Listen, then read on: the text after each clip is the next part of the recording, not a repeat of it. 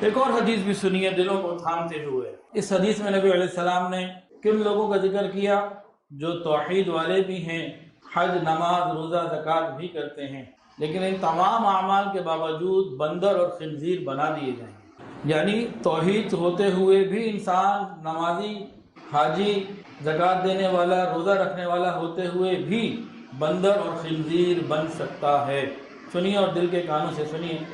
حضرت انس رضی اللہ تعالیٰ عنہ سے روایت ہے، نبی علیہ السلام نے فرمایا، صحابہ کرام بیٹھے ہوئے تھے، فرمایا آخر زمانے میں کچھ لوگ بندر اور خنزیر بنا دیے جائیں گے، ان کی شکلیں مسخ کر دی جائیں گی، بندر اور خنزیر کی مانند کر دیے جائیں گے۔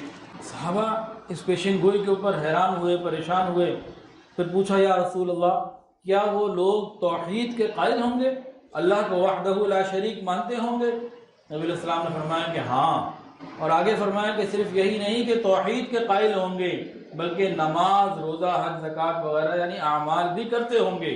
صحابہ تو حیران ہو گئے کہ آخر ایسی کون سی بات ہوگی، یہ نماز بھی پڑھ رہا ہے، یہ حج بھی کر رہا ہے، زکوٰۃ بھی دے رہا ہے، یہ نیک اعمال بھی کر رہا ہے، توحید والا بھی ہے، پھر اس کا یہ حال کیوں ہوگا کہ بندر اور خنزیر بنا دیا جائے گا؟ صحابہ نے حیران پریشان ہو کے یہ پوچھا۔ آقا علیہ السلام نے خبر دی کہ وہ لوگ آلات موسیقی، ناچنے والی، گانے والی عورتوں کے اور یہ ان چیزوں کے بہت شوقین ہوں گے، ساری رات انہی چیزوں میں مشغول ہو کے گزار دیں گے، پھر اللہ انہیں بندر اور خنزیر بنائے گا۔ ہو سکتا ہے ہم میں سے کوئی اٹھ کے کہہ دے جی کہ باقی باتیں تو سمجھ میں آ رہی ہیں، لیکن نہ آج تک ہم نے کسی کو بندر کے روپ میں دیکھا، نہ خنزیر کے روپ میں دیکھا۔ تو اس میں پہلی بات تو یہ سمجھ لیجئے، رسول اللہ صلی اللہ علیہ وسلم کی زبان سے نکلی ہوئی ہر بات سچ ہے۔ ہماری آنکھ کا دیکھا غلط ہو سکتا ہے، رسول اللہ صلی اللہ علیہ وسلم کی مبارک زبان سے نکلا ہوا حرف غلط نہیں ہو سکتا۔ تو ایسا پریکٹیکلی ہوا بھی ہے اور آگے ہو بھی سکتا ہے اور ہوگا، محسوس ہوتا ہے، اللہ عافیت میں رکھے۔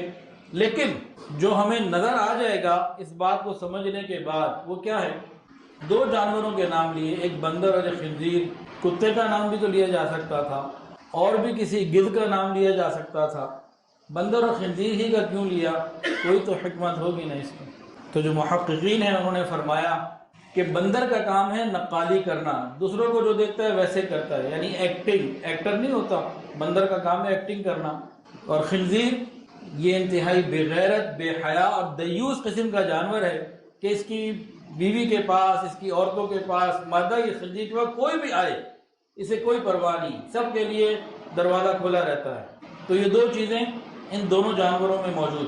اور آپ دیکھ لیجئے آج اپنے ہی معاشرے میں ہم دیکھ سکتے ہیں کہ جو لوگ گانے بجانے کے رسیا ہیں، موسیقی کے اندر ڈوبے ہوئے ہیں، اور ان کا تعلق گلوکاروں سے، فنکاروں سے اور ایسے لوگوں کے ساتھ آنا جانا کثرت سے ہے، اور وہ طبقہ جو خود ان چیزوں کے اندر ملوث ہے، ایک تو یہ ایکٹنگ کے اندر بہت ماہر ہوگا، یعنی بندر کی صفات، اور دوسرا ان لوگوں کو اور ان کے ساتھ آنے جانے والے، رابطہ رکھنے والے لوگوں کے اندر یہ بات خنزیر والی جو دیوس کی ہے وہ موجود ہوگی کہ ان کی محرم عورتوں کے پاس کوئی آئے جائے انہیں کوئی پرواہ نہیں، ان کی بیویوں کے پاس کوئی آئے جائے کوئی پرواہ نہیں۔ بلکہ اب تو ہمارے ملک کے پاکستان میں یہ بھی شروع ہو چکا کہ بے حیائی کا اور بے غیرتی کا وہ دن جو دنیا میں منایا جاتا ہے، جس میں لوگ اپنی بیویاں ایک دوسرے کے ساتھ تبدیل کرتے ہیں، وہ یہاں بھی شروع ہو چکا۔ تو بندر اور خنزیر بنایا جانا یعنی ان کی صفات عام ہو جانا، اندر آ جانا۔ یہ کیوں ہوگی؟ موسیقی سے، ناچ گانے سے تعلق رکھنے کی وجہ سے ہوگی۔ اور یہ میں اپنی باتیں نہیں بتا رہا ہوں، کہ حضور صلی اللہ علیہ وسلم کی باتیں ہیں وہ بتا رہا ہوں۔